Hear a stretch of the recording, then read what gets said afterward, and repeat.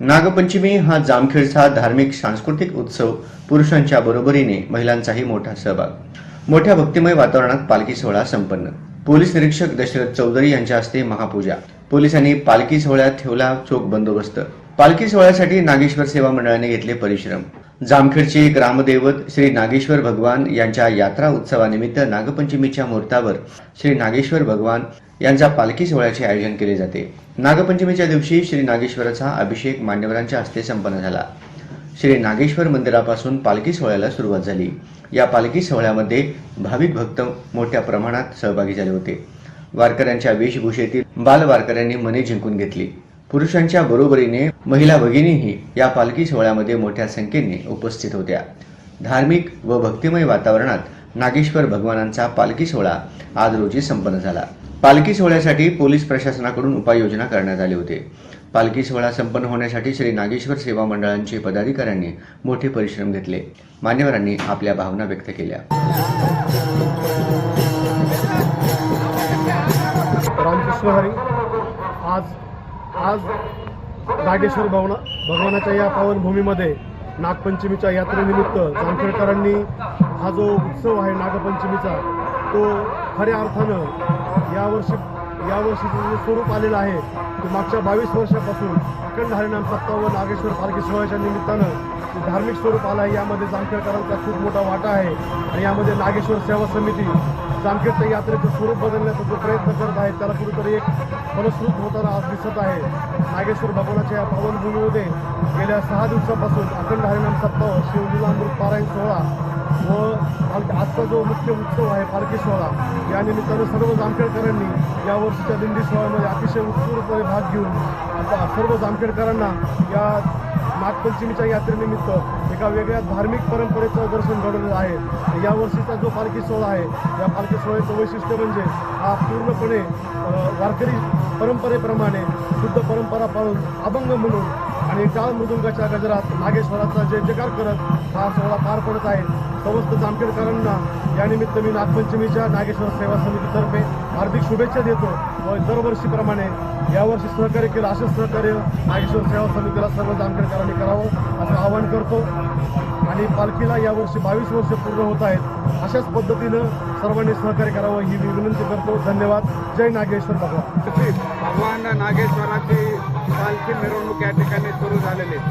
नागपंचमी हा सण जामखेड तालुक्याचा सांस्कृतिक सण आहे. या सणाच्या निमित्ताने सप्रोबाचे आणि पंचमीचे मिरवणूक निघत असते. खरं तर आज नागेश्वराची पालखी निघत असताना राष्ट्री पंढरी धनेगाव आणि राजुरी या ठिकाणाहून 2 दिंड्या आल्या. त्या दिंड्या यामध्ये सहभागी झालेल्या आहेत आणि जामखेडमध्ये एक वेगळी परंपरा निर्माण होत आहे. नागेश्वराच्या ही पालखी मिरवणूक एक धार्मिकतेच्या पद्धतीने अगदी भागवत धर्मा पद्धतीने या ठिकाणी मिरवणूक चालवले आहेत. जामखेड शहरामध्ये पंचमीच्या निमित्ताने वेगवेगळे प्रोग्राम होतात. त्याचा एक मुख्य प्रोग्राम की ज्या प्रोग्राममुळे या ठिकाणचं सांस्कृतिक वातावरण एक सुंदर होण्यास मदत होईल. त्या कार्यक्रमामध्ये जेवढे पुरुष आहेत त्याच्या दुप्पट महिलांनी सहभाग नोंदवलेला आहे. निश्चित यांचा सहभाग हा संस्कृती वाढवणारा सहभाग आहे. पंचमीचा सण हा महिलांचा सण मानला जातो आणि महिलांच्या या सणामध्ये हजारो महिला या ठिकाणी या उत्साहामध्ये आलेल्या आहेत किंवा सामील झालेल्या आहेत. निश्चितच आजचा हा पालखी सोहळा सुंदर प्रकारे होईल. उद्या या ठिकाणी कुस्त्याचा जंगी फडही आहे. आज संध्याकाळी पारंपरिक या ठिकाणी ज्याला डाव म्हणतात ते डावही होत आहेत आणि गावाच्या मार्केट यार्डमध्ये या ठिकाणी मेळा लागलेला आहे. वेगवेगळे पाळणे आणि इतर मनोरंजनाच्या साहित्याचा मेळा आहे. एक सांस्कृतिक वातावरण जामखेड तालुक्याचं मोठ्या प्रमाणात होत असताना दिसते.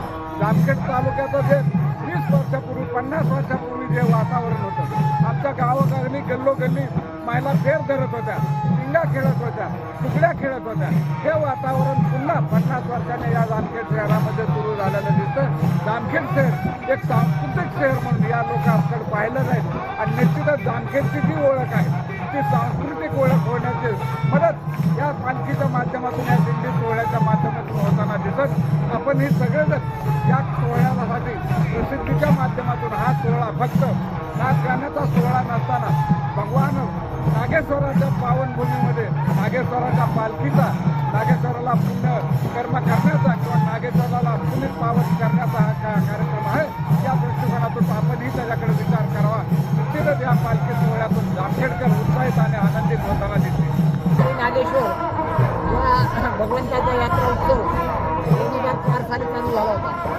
आज 22 वर्ष या उत्सवाला पूर्ण होत आहे आणि इतका भव्य दिव्य आणि शुद्ध वारकरी परंपरेने आबांच्या सहकार्याने, समस्त ग्रामस्थांच्या सहकार्याने, समस्त परिसरातल्या भजनी मंडळाच्या सहकार्याने आणि श्री नागेश्वर सेवा मंडळाचं आदत परिसर यातून हा उत्सव भव्य आणि दिव्य असा साजरा होत आहे. याचा मला मनस्वी आनंद होत आहे.